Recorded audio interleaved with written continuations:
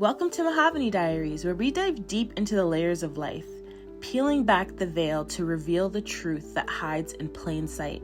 If you're new here, take a moment to subscribe, because today we're unearthing the cycles of trauma, the pathways we walk, and the profound connection between the gut and the mind. And if you're returning, welcome back, my beautiful souls. Let's walk this journey together. They say we inherit more than DNA from our parents.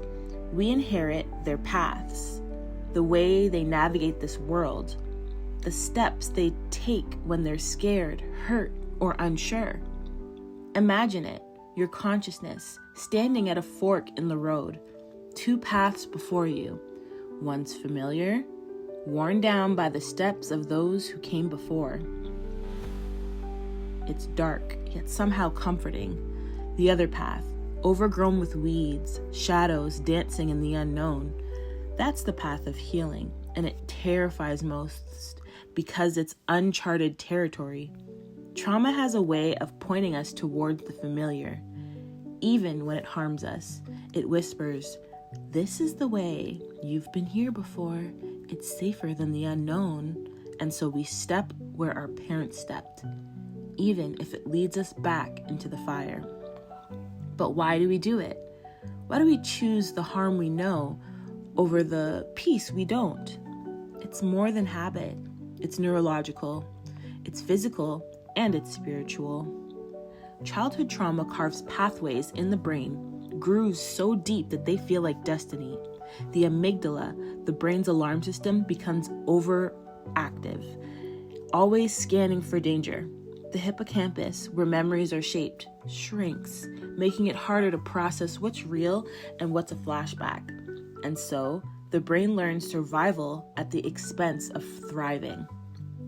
Now imagine a child, powerless in the face of abuse. They grew up with that powerlessness etched into their being. And when life triggers that feeling through vulnerability, a movie, a memory, or even a conversation, they find themselves drawn to the dark path, not because they want to harm others, but because acting out, reclaiming power in the wrong way feels like relief. It's a terrible irony, trying to escape pain by recreating it. This is the cycle of perpetuation. This is how trauma becomes an addiction. And addiction, my loves, is not just to substances. It's to patterns, to feelings, to the false sense of control we get when we harm or manipulate.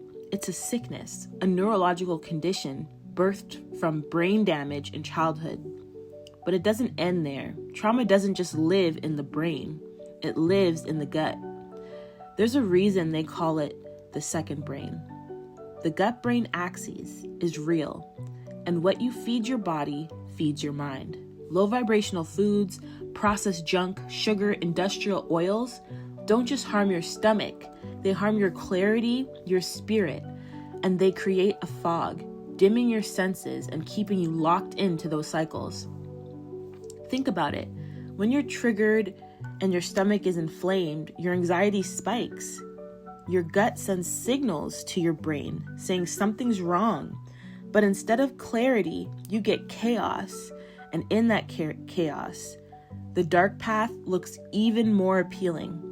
It's easier to lash out, to hurt, to take the familiar road than to sit in discomfort and choose differently. But let me tell you something, my loves. That path, the overgrown one, the one that scares you, it's not impossible to walk. It's just unfamiliar. And the unfamiliar isn't as terrifying as it seems. Once you take the first step, healing is a choice. It's a choice to pause when you're triggered, to breathe, to question the voice in your head that says, take the easy way out. It's a choice to nourish the body with foods that heal your gut so that your mind can see clearly. It's a choice to forgive yourself for all the times that you took the wrong path because you just simply didn't know better. When we heal, we rewire our brains. We create new neural pathways, ones that lead to peace instead of pain. Therapy, mindfulness, and intentional living help us pave these new roads. And when we heal our gut through probiotics, whole foods, and staying hydrated, We give our minds fuel that they need to think clearly, to feel deeply, and to choose wisely. Healing isn't just about the spirit. It's about the body and the mind too. It's all connected. So how do we begin? Well, first, we acknowledge the cycle. We name it. We say, I see you, familiar path. I see the harm you've caused, and I see why I've chosen you, but I choose differently now. Then we take small steps. Maybe it's eating one meal that nourishes instead of numbs. Maybe it's journaling when we feel triggered instead of reacting. Maybe it's sitting with the discomfort of the unknown and trusting that the overgrown path will lead us to light. And let me tell you, the light is worth it. When you step onto that path, the fog starts to lift. You begin to see the cycles for what they are, not destiny but habit, not fate but choice. And as you walk, you become a beacon for others. Your light shows them that they can choose differently too. That's the beauty of healing. It's not just for you, it's for your children, it's for your friends, it's for your community. Breaking the cycle is an act of revolution. Now, before we close, I want you to think about your own path. What triggers that push you towards the familiar? What foods, habits, or beliefs dim your senses and keep you stuck?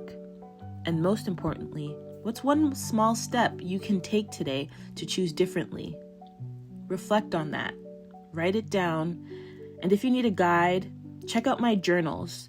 They're designed to help you navigate this journey with grace and intention every step of the way. The link will be in the description for anyone interested. Thank you for walking this path with me today. If this resonated with you, make sure to subscribe and share it with someone who needs it. Healing isn't linear, but it's always worth it. Until next time, Mahavani Tribe, stay rooted in truth, stay sovereign. You're more powerful than you know.